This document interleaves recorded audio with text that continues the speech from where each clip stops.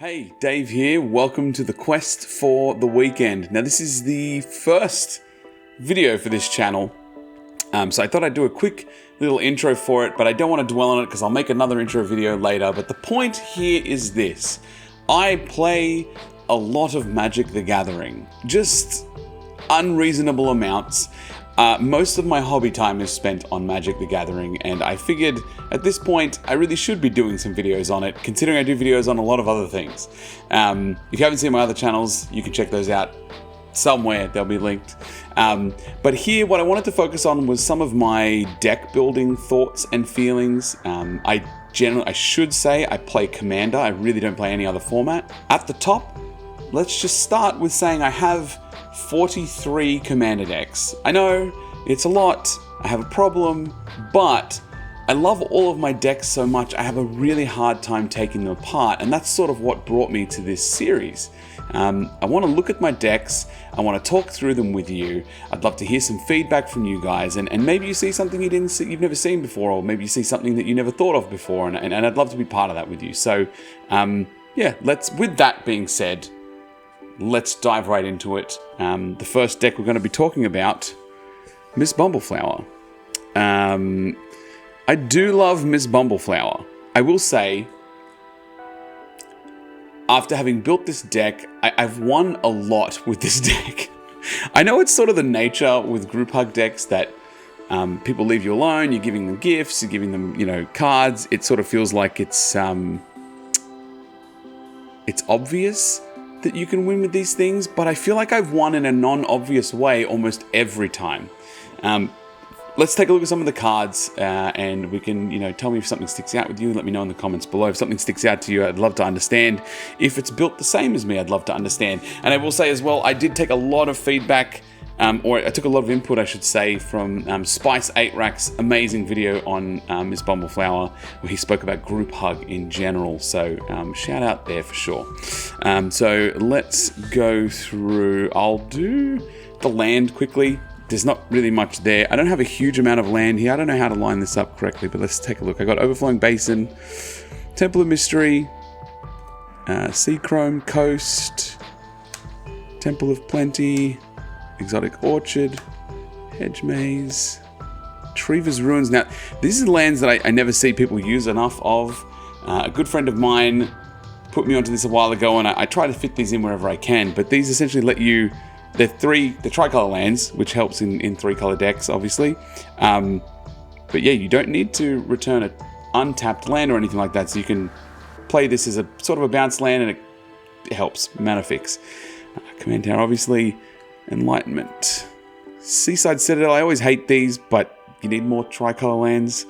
Lanoir Reborn, this is really just to get another 1/1 counter on it. There's obviously a sub-theme in this deck about 1/1 counters, so I found this come into clutch a couple times to put a 1/1 counter on something that didn't have it. A couple check lands. Terramorphic Expanse, Broker's Hideout, just more color fixing.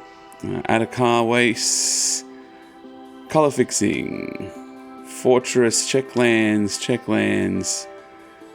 Painlands. I love these fetches. I usually call them the best fetches because they're much cheaper than the other fetches. That's not to say I don't have a bunch of fetches, but I have 43 decks, so I can't put a fetch in every deck. But these, I find these do fine pacing-wise. It's obviously a little bit slower, but it's helped me in the past. And a lot of these check lands that I'm getting, i.e. like this, can be fetched with it, so it helps me fix. Temple, people don't like that. Wreck Tower, I'm drawing a lot of cards in this deck, so these effects, Wreck Tower effects, are really, really important. Hinterland Harbor, and then just some basics. I think I've got, 3 plains. I think I've got 4 islands and 2 forests. So yeah, pretty straightforward. I think it's a count of 35 land. There's so much draw going on in this deck that I haven't really had a problem with it. I'm just going to angle this a little bit differently. Hopefully this works. Let's split this into 2. So my thought was we can go through the cards. I'll describe a little bit of why I picked what I picked, and then when I see one of the cards that I consider to be one of my game changers for this deck, and I'll just explain why I think they are that way as we get there. I think that's really it. Monk class, really, really important. Just for the first level, I don't think I've ever leveled this up any further, but the first level is the second spell you cast each turn costs 1 less to cast. So again, just with Bumbleflower's ability, I want to be casting at least 2 spells a turn. It means I'm giving out 2 cards, but I'm also drawing 2 cards. That means that I am netting 0 in terms of card draw for them. People are still happy with you. At that point, I'm also going to have a bunch of counters on my creatures.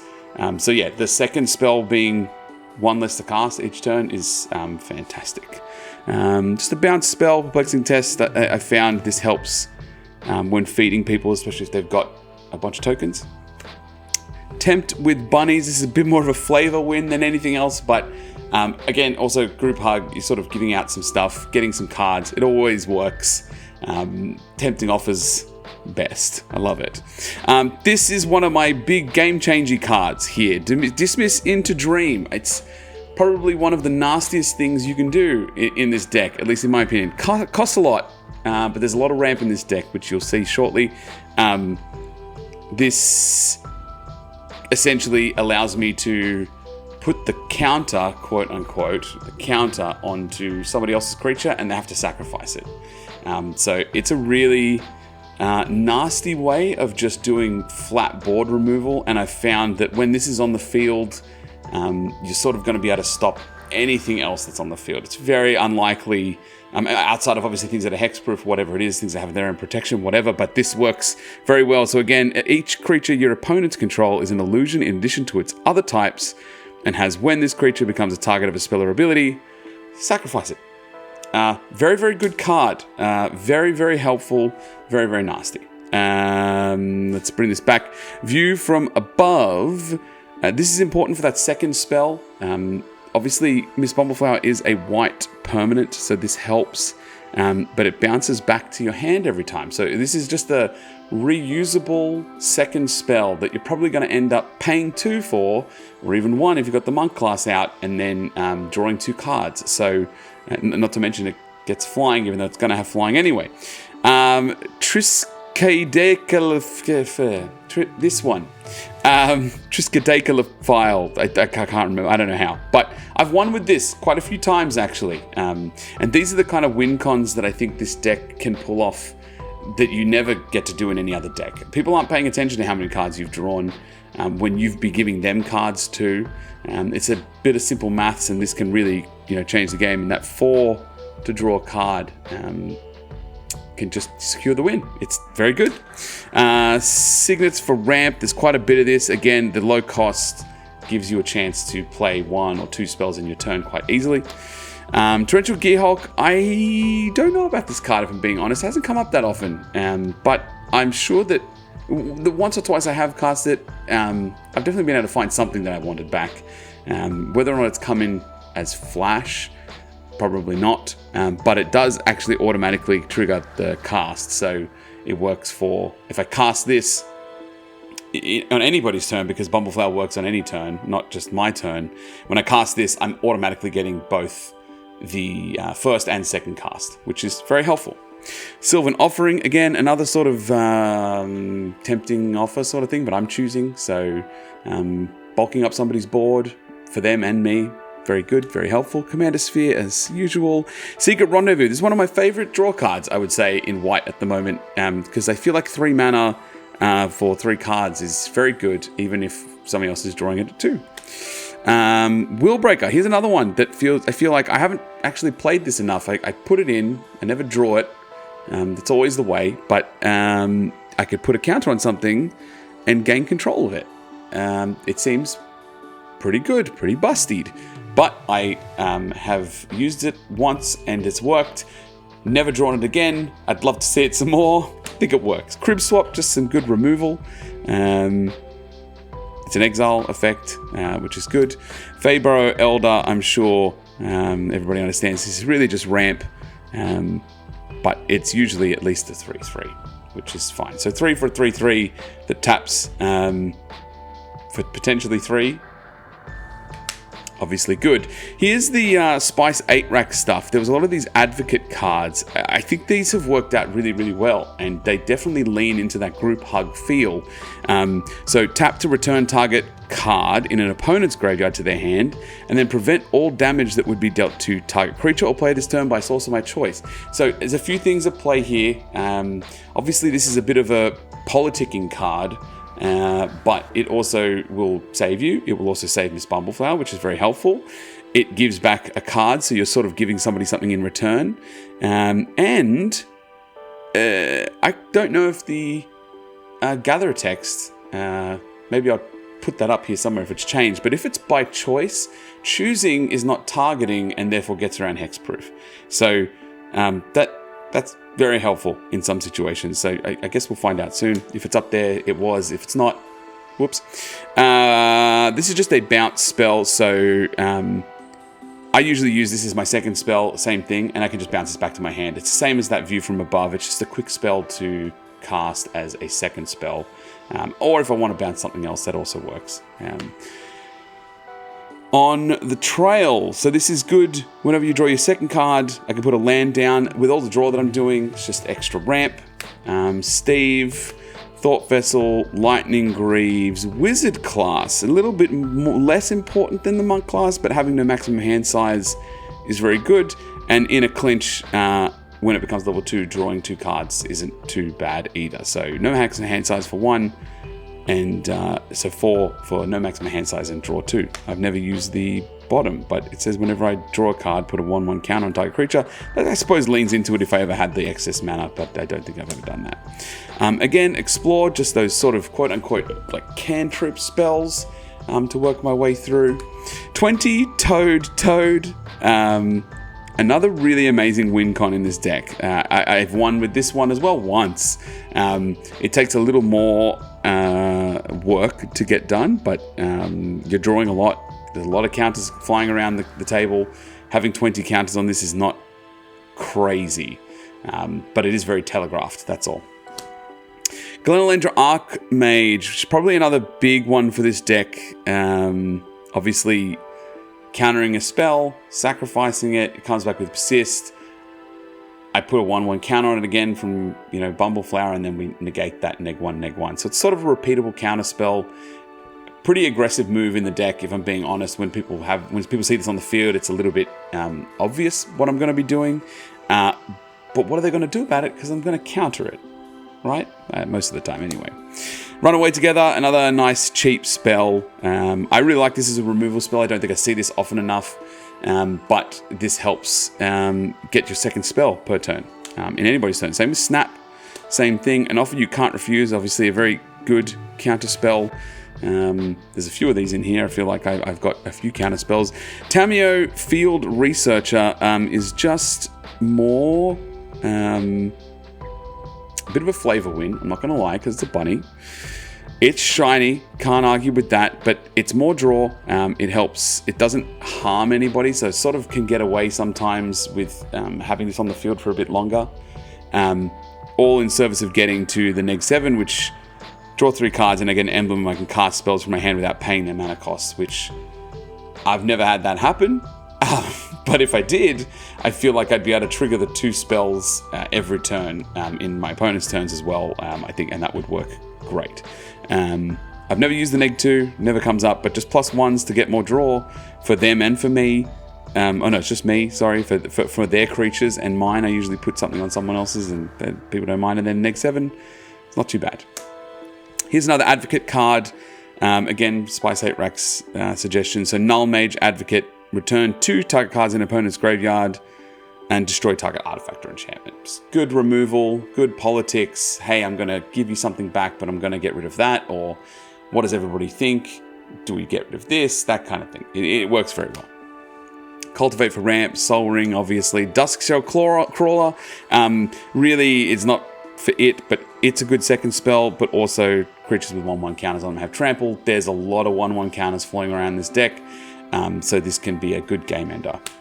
Fog, obviously, Felwar Stone, Growth Spiral, Lauren of the Third Path is also just a sort of neutral draw card, which sort of keeps the target off your back as well. I do enjoy this. It also obviously destroys something on its way in, so you can get rid of something nasty. Second half of the deck, Preordain. This is again, a first spell in my turn usually, and that obviously has a lot of good benefits. Farseek for ramp, Rampant Growth for ramp, Generous Gift, another removal.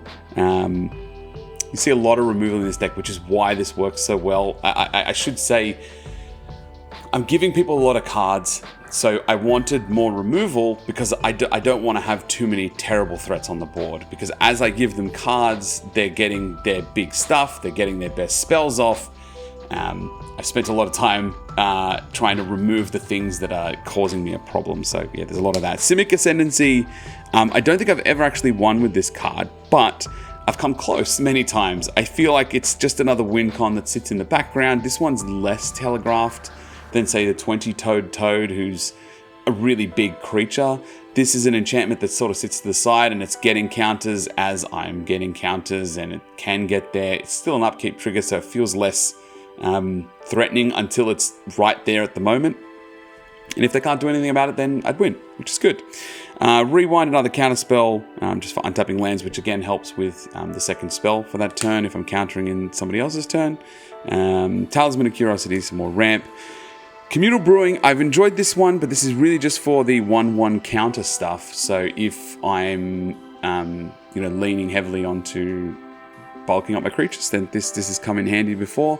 This may come out. I don't know. This is not the strongest card, but it's given me counters in the past, is what I can say.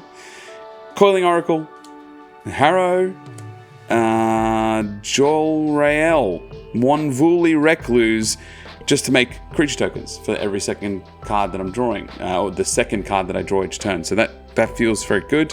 And then this can come in handy. So 6 creatures I control have base power, toughness X, X, where X is the number of cards in my hand. Sometimes I have upwards of 10, 12, 13 cards in my hand. So that comes in very handy. Swords of Plowshares, Skullwinder, another sort of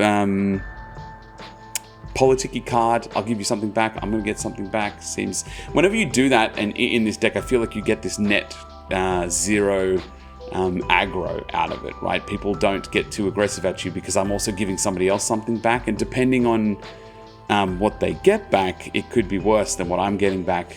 Who knows? But this is very good. It's also returning target card, so rather than permanent or something like that, this lets me get back potentially another spell that I've lost that I want to keep back in my hand.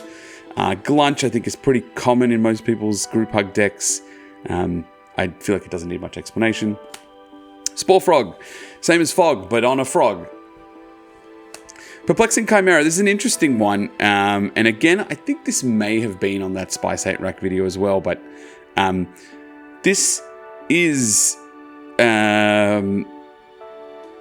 something you can sort of control. I can cast the spell to force it to change places, but it also means that there's a body going around the field, and you can redirect some spells. So it can be a little bit tricky to do it at the right moment, but I feel like it also takes the target off of you when you're playing a deck like this. So again, I'm causing a lot of the disruption without people realizing it because they're getting cards in return for the disruption I'm causing. So this feels like, oh, it's over there now, and oh, this is going to stop that spell, and blah, blah, blah. It just sort of changes the game a little bit. It adds a little bit of fun to it. Uthros Psionicist, same thing here. A second spell I cast each turn costs 2 less. This is from Edge. I think this is a good add.